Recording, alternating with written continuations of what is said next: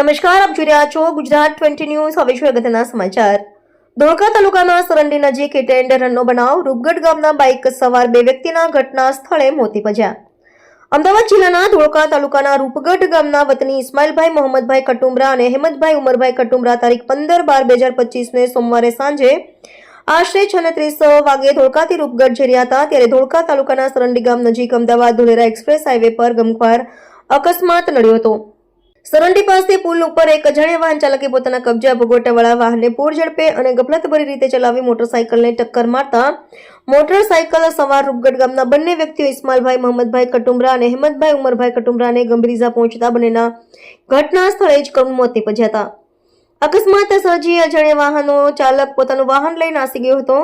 Hit and રનના બનાવની જાણ થતાં ધોળકા રૂરલ પોલીસ ઘટના સ્થળે પહોંચી ગઈ હતી અને બંને મૃતદેહોને પોસ્ટમોર્ટમ માટે ધોળકા સામૂહિક આરોગ્ય કેન્દ્ર ખાતે લઈ જવાયા હતા। અકસ્માત સર્જી બંને બાઇક સવારોના ઘટના સ્થળે મોત નિપજાવી પોતાનું વાહન લઈ નાસી જનાર અજાણ્યા વાહન ચાલક વિરુદ્ધ ધોળકા રૂરલ પોલીસે ગુનો નોંધી તપાસ પીએસઆઈ વાય ઝાલાએ હાથ ધરી છે। ગુજરાત 20 ન્યૂઝ ધોળકા।